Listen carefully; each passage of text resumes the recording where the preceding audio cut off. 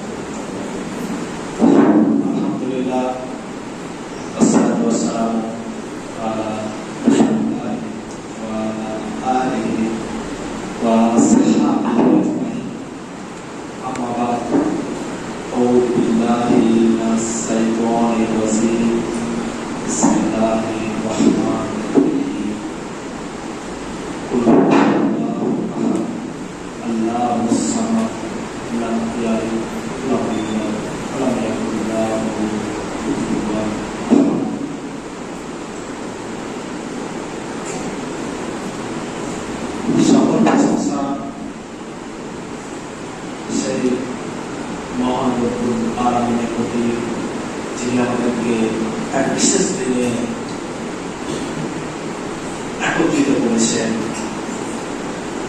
তাই আমরা আল্লাহর প্রতি সবার শুকরিয়া আদায় করি, আলহামদুলিল্লাহ। এবং শেষে আমরা চার কথা না বললে আমাদের এই বা অসম্ভব থেকে যাবে। যার কথা না বললে মনে হয় নিজেকে কৃপণ মনে হবে। তিনি হলেন মা আমিনার নাম মলুরদুল্লাহ হযরত মুহাম্মদ সাল্লাল্লাহু আলাইহি ওয়াসাল্লামের উপর শত শত শান্তি বর্ষিত হোক। সকলে বলি আল্লাহুম্মা সাল্লি আলা আল্লাহুম্মা বারাক। আজকে এই বিশেষ দিনে সোধায় বসো, অবশ্যই বসো, কেউ কথা বলবে না। জুম্মাদের কথা বলা কিন্তু একটা গুরুতর পাপ, গুনাহ কাজ।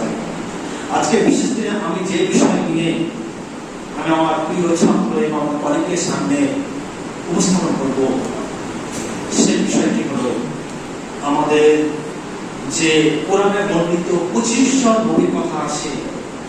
সেই 25 জন নবীর মধ্যে আমি যে প্রথম নবী, প্রথমে নূহ আলাইহিস সালাম, তার ব্যাপারে আজকে আমি ছোট্ট করে কিছু বলতে চাই।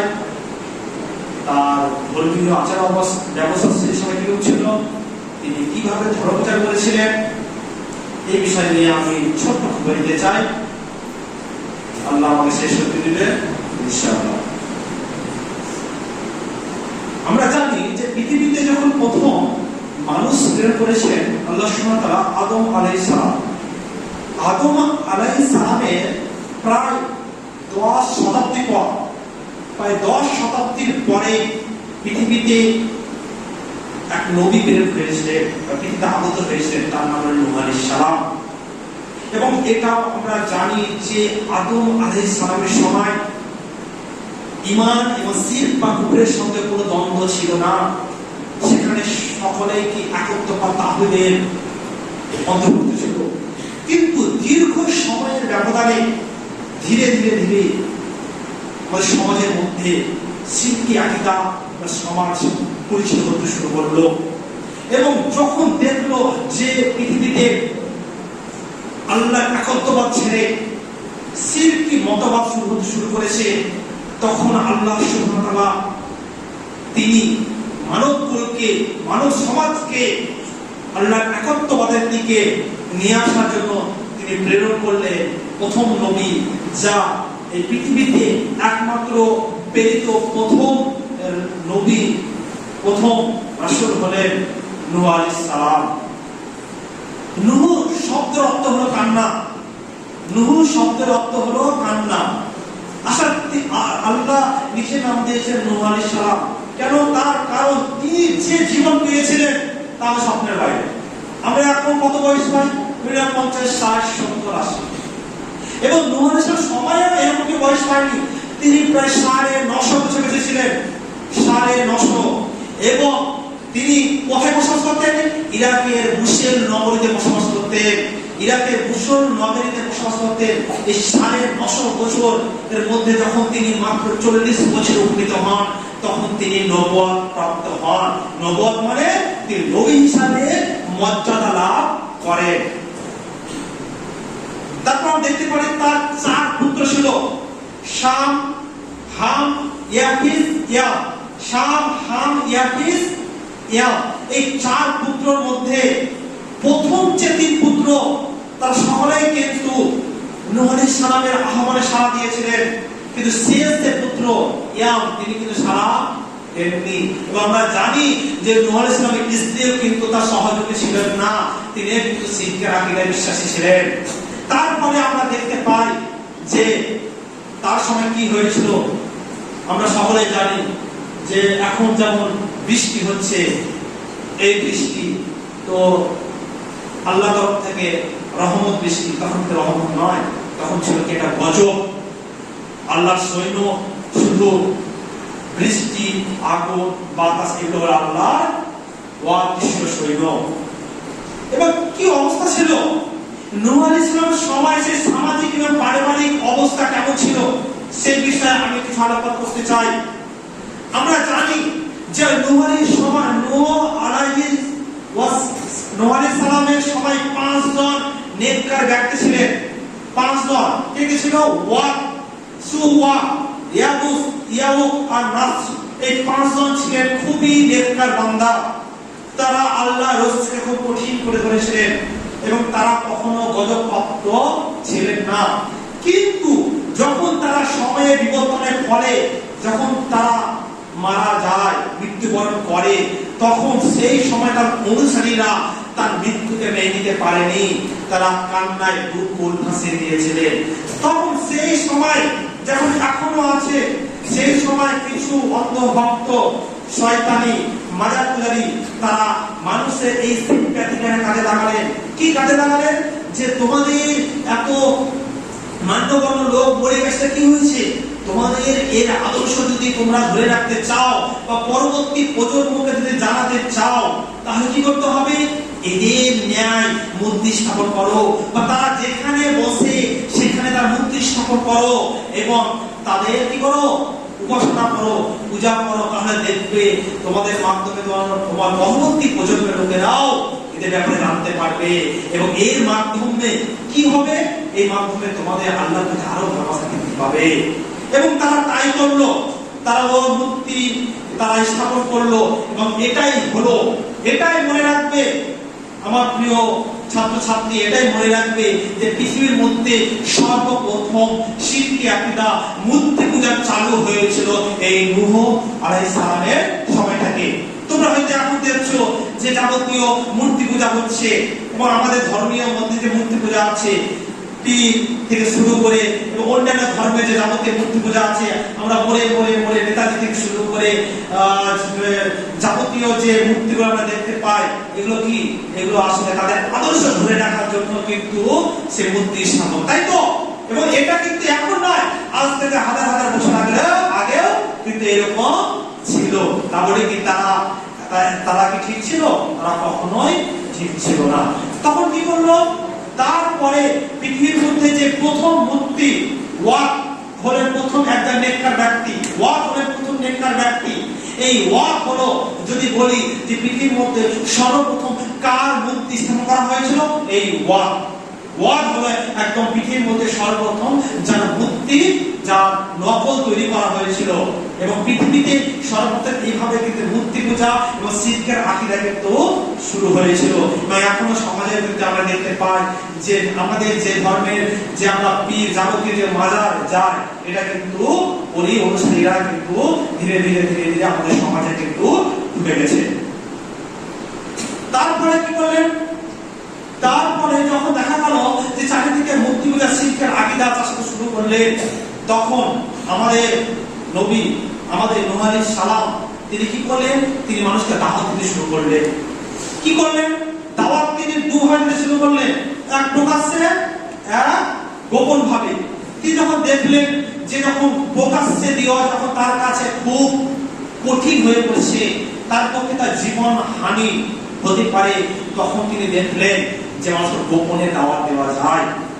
কিন্তু দুঃখের বিষয় যে কেউ কিন্তু তার দাওয়াত গ্রহণ করেনি, কেউ তার দাওয়াত গ্রহণ করেনি। তখন নবী, তখন আল্লাহ সুবহানাহু ওয়া তাআলা যখন পৃথিবীর চারিদিকে নিমজ্জিত অন্ধকারে ডুবন্ত, তখন আল্লাহ সুবহানাহু ওয়া তাআলা তিনি বললেন যে আমরা নূহকে তার কওমের নিকটে প্রেরণ করলাম, তাদের উপরে মর্মান্তিক আযাব নাজিল হওয়ার পূর্বেই তাদেরকে সতর্ক করার জন্য। নূহকে কেন তিনি প্রেরণ করলেন আল্লাহ সুবহানাহু ওয়া তাআলা? যাতে সে তার কওম যাতে মর্মান্তিক শাস্তি হওয়ার পূর্বেই তিনি সতর্ককারী রূপে কাকে প্রেরণ করেছিলেন? নূহ আলাইহিস সালামকে। এবং তিনি বললেন, নূহ আলাইহিস সালাম বললেন, হে আমার জাতি, আমি তোমাদের জন্য স্পষ্ট সতর্ককারী এই বিষয়ে যে তোমরা আল্লাহর ইবাদত করো, তাকে ভয় করো, আমার অনুগত করো, তাতে আল্লাহ তোমাদের পাপসমূহ ক্ষমা করবেন এবং নির্দিষ্ট সময় পর্যন্ত অবকাশ দিবেন। তবে এটা নিশ্চিত যে আল্লাহ নির্ধারিত সময় যখন এসে যাবে তখন তা এতটুকু পিছানো হবে না যদি তোমরা তা জানতে। এবার এই বলে তিনি তাদেরকে নানা রকম ভাবে বোঝানো শুরু করলেন। শুধু এটাই নয়, এবং তিনি আল্লাহ যে বিভিন্ন নিয়ামত বা শিরকি সম্পর্কে তিনি সতর্ক করলেন। তিনি সতর্ক করে বললেন যে তোমরা কি লক্ষ্য করো না আল্লাহ কিভাবে সপ্ত আকাশে স্তরে স্তরে সৃষ্টি করেছেন, সেখানে তিনি চন্দ্রকে রেখেছেন আলো রূপে এবং সূর্যকে রেখেছেন প্রদীপ রূপে। আল্লাহ তোমাদেরকে মাটি থেকে উৎপন্ন করেছেন, অথবা তাতে ফিরিয়ে নেবে এবং পুনরুত্থিত করবেন। আল্লাহ তোমাদের জন্য জমিনকে করেছেন বিছানা সদৃশ্য। যখন তিনি রাত দিন এরকম ভাবে যখন তিনি তাদেরকে দাওয়াত দিতে শুরু করলেন, তখন জানো, আচ্ছা তোমাদের সামনে যদি ছেলেরা যদি কথা বলে এবং কোন ছেলে যদি কানকে ঢেকে নেয়, কানকে দু আঙুল দিয়ে চেপে নেয় বা যে মুখ ফিরে নেয়, কি কষ্ট লাগবে? নিশ্চয় কষ্ট লাগবে সেই ব্যক্তিটাকে। সেরকম নূহ আলাইহিস সালাম সময় করেছিল। যখন দেখতো যে নূহ আলাইহিস সালাম আসছে, তখন তার অনুসারীরা কি করতেন? মুখ ফিরে পালিয়ে যেত। কি আবার নূহ আলাইহিস সালাম যখন তাদেরকে দাওয়াত দিতেন তখন কান ধরে কি করতেন? দুই কানে আঙুল ভরে কিন্তু তার কথা কিন্তু শুনতে পারতেন না। এইভাবে কষ্ট পেতেন। এবং যখন তিনি কষ্ট পেতেন তখন তিনি আল্লাহর কাছে তিনি তবুও বলতেন, হে আল্লাহ, তারা জানে না, তাদেরকে তুমি ক্ষমা করে দাও, আমার বান্দাদেরকে তুমি ক্ষমা করে দাও, তারা জানে না। আচ্ছা তুমি দেখো তো আমাদের নবী কিরকম ভাবে পারেনি, আমার রাসূল কিরকম ভাবে পারেনি। সে আমার রাসূলরা কিন্তু এরকম ক্ষমা চেয়েছিল। আমার রাসূলরা কিন্তু এই তৎকালীন আরব জাতির মানুষের কাছে তো কষ্ট পেয়েছিলেন, এবং আমরা দেখি নূহ আলাইহিস সালামও কিন্তু কষ্ট পেয়েছিলেন। এবং যখন দেখলেন যে এই তার দ্বারা আর কিছু হলো না, যখন দেখছেন যে আর কোনো সম্ভব নয়, তখন তার অনুসারীরা কি বলছেন? কারা? ওই কওমের নেতারা বলছে, তোমরা কখনো ওয়াদ, সুওয়া, ইয়াগুস, ইয়াউক, নাস এদের কখনো এদেরকে তোমাদের আদর্শ রূপে কখনো বিচ্ছিন্ন করবে না, আদর্শ রূপে সবসময় গ্রহণ করবে। কেননা এই নূহ আলাইহিস সালাম পাগল ব্যক্তি। যদি আল্লাহ কোন নবী হিসাবে প্রেরণ করতেন তাহলে তিনি মানুষ হিসাবে কেন প্রেরণ করবেন? তাই এরকম মুসলিম বলেছিল, নানা রকম অপবাদ দিয়েছিল। যদি তিনি আমাদের সামনে সতর্ককারী রূপে যদি প্রেরণ করতেন তাহলে তারা কি? তারা বলছে যে ফেরেশতা রূপে প্রেরণ করতে, কেন মানুষ রূপে প্রেরণ করবে? এবং তিনি পাগল, তাকে ঘিরে ধরেছে। এরকম ভাবে তার উপর নানা রকম মিথ্যা অপবাদ দিয়েছে। এবং শুধু মিথ্যা অপবাদ দিয়ে ক্ষান্ত হয়নি, কি করেছিল? তাকে বলেছিলেন, হে নূহ, তুমি যদি বারবার আমার কওমকে যদি ডিস্টার্ব করো তাহলে তোমার পাথর মেরে তোমার মুখ চূর্ণ বিচূর্ণ করে দেব। তবুও কি নূহ আলাইহিস সালাম থেমে থেকেছিল? একদিন নয়, 5 দিন নয়, 1 বছর নয়, 100 বছর নয়, প্রায় 900 বছর তার কওমকে অনবরত প্রকাশ্যে গোপন ভাবে তিনি দাওয়াত দিয়ে থেকেছেন, কিন্তু কখন নিরাশ হননি। এটা আমাদের কাছে শিক্ষা। আমাদের সমাজে অনেকে আমরা দিনে দাওয়াত দিই, আমরা ভাবি একদিন দুদিন দাওয়াত দিয়ে কিন্তু আমরা পিছিয়ে যাই যে আর দাওয়াত দিয়ে কি হবে, ও তো গ্রহণই করছে না, আর আমি পারছি না। কিন্তু দেখো নূহ আলাইহিস সালাম কিন্তু কখনো দাওয়াত দেওয়ার সময় কখনো কি নিজেকে ছোট মনে করেছিলেন, কখনো কি ভেবেছিলেন, ভেঙে পড়েছিলেন? আমাদের নবী রাসূল সাল্লাল্লাহু আলাইহি ওয়াসাল্লাম কিন্তু কখনো ভেঙে পড়েননি। তাই এটা শিক্ষা, যে আমরা দাওয়াত দিব তখন আমরা কখনো ভেঙে পড়বো না। এবং আমরা জানি যখন দেখলেন যে কেউ যখন তার দাওয়াতে আসছে না, তখন আমরা দেখতে পেলাম আল্লাহ সুবহানাহু ওয়া তাআলা ঘোষণা করলেন, হে নূহ তুমি এক কাজ করো, তুমি নৌকা তৈরি করো। তাই না? আমরা জানি নৌকা তৈরি, তুমি নৌকা তৈরি করো। নৌকাটা কতটা বড় সেটা কিন্তু স্পষ্ট ভাবে বলা নাই। সেখানে কি করেছিল? আচ্ছা বলো তো, একটা সমতল ভূমিতে যদি নৌকা তৈরি করা হয় তাহলে সবাই কি পাথর বলবে না বলবে না? পাথর বলবে তো সবাই। সমতল ভূমি যেখানে যে দেশে নদী নাই। তো নূহ আলাইহিস সালাম যখন আল্লাহ নির্দেশ দিলেন তখন দিয়ে নৌকা তৈরি শুরু করলেন। এবং নৌকা তৈরি কিন্তু জ্ঞান কিন্তু তার কাছে ছিল না, তার কাছে কোনো কিছু ছিল না। আসলে আমরা জানি জিবরিল আলাইহিস সালামের মারফত কিন্তু নৌকা তৈরি জ্ঞান দেওয়া হয়েছিল। এবং যখন নৌকা তৈরি করেছিল তখন তার অনুসারীরা, তার কওমরা তার কি বলতো যে নূহ পাগল, খ্যাপা, এই নৌকা নিয়ে কি করবে, এখানে কোথায় নৌকা, কোনো নদী নেই। তখন সে কিছু বলেনি, সে ধৈর্য ধরেছে, চুপ করেছে। তখন তোমরা অচিরেই তোমরা দেখতে পাবে কে পাগল আর কে বুদ্ধিমান। এবং যখন কি হলো, নৌকা তৈরি হয়ে গেল, তখন আল্লাহর নির্দেশে কি হলো, কোরআন বর্ণনা আছে যে উনুন থেকে জল বাহার শুরু করলো। প্রথম নির্দেশন কি? উনুন থেকে জল। বলো উনুন কোথায় হয়? উনুন সবসময় মাটিতে উঁচুতে হয়, তাই তো? সে উনুন, যেখানে উনুন থেকে জল বাহার শুরু করলো, প্রবল বর্ষণ, ভয়াবহ বর্ষণ গজবাজাতে শুরু করলো। এতটাই পানি যে আল্লাহর নির্দেশে যারা ঈমান এনেছিল তারা সকলেই কিন্তু নৌকায় কিন্তু চেপে গেল।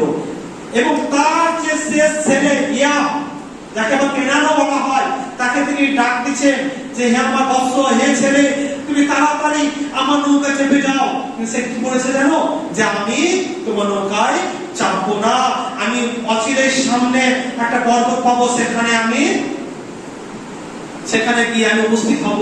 তো হঠাৎ বড় ঢেউ এসে তাকে ডুবিয়ে নিয়ে চলে যায়। এবং তার স্ত্রী কিন্তু তার নৌকায় চাপেনি।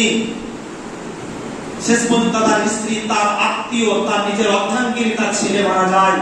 তার এখান থেকে আমাদের কি শিক্ষা? যে ইসলাম এমন একটা জিনিস যে তুমি নিজে ধর্ম পালন করবে, এই না যে বাড়ির সকলে কিন্তু তোমার মত গ্রহণ করবে, তোমার মত গ্রহণ করতে না পারে, এবং তারা কিন্তু পথভ্রষ্ট হতে পারে। তুমি তাদেরকে বোঝাবে, তারা তোমার পথে না আসতে পারে। হ্যাঁ, এবার এই না যে তুমি নিজে ভেঙে পড়বে। দেখো যে তুমি নিজে ইমানদার বলে তোমার ছেলে, তোমার স্ত্রী যে ইমানদার হবে এই কথা নয়। নিজের কর্ম নিজের কাছে। এইভাবে কিন্তু আমরা দেখতে পাই যে নূহ আলাইহিস সালামের যে সময়কার সমস্ত কিছু পানির মাধ্যমে, বৃষ্টির মাধ্যমে ধ্বংস করে দেওয়া হয়। কারা ছাড়া? যারা ঈমান এনেছিল। ঈমান আনার সংখ্যাটা খুব বেশি ছিল না। এবং নূহ আলাইহিস সালাম কি বলেছিলেন? আল্লাহ বলেছে প্রত্যেকটা জোড়ায় বস্তু তোমরা তুলে নাও। জোড়ায় মানে ধরো একটা যে মুরগি তুলেছে, সেটা একটা ছেলে মুরগি একটা মেয়ে মুরগি তুলে নিয়েছে। একটা হয়তো কোনো গরু তুলেছে, তো বড় একটা ছেলে মেয়ে। তারা কি, যাতে পরবর্তীতে যাতে প্রজন্মটা ধরে রাখা যায় সেই কারণে জোড়ায় করে নিয়েছে। এবার কল্পনা করো যে নৌকাটা কত বড় হতে পারে। নৌকাটা সামনে নৌকা নয়, টাইটানিক দেখেছো তো, টাইটানিক থেকেও বড় হতে পারে। তাই এইভাবে কিন্তু সমস্ত কিন্তু তার ধ্বংস হয়ে যায়। তাহলে এখান থেকে আমাদের যে শিক্ষা, সেই শিক্ষা হলো যে কোন মূর্তি, কোন পীর কখনো কিন্তু তার ওসিলায় কিন্তু জান্নাত যাওয়া সম্ভব নয়।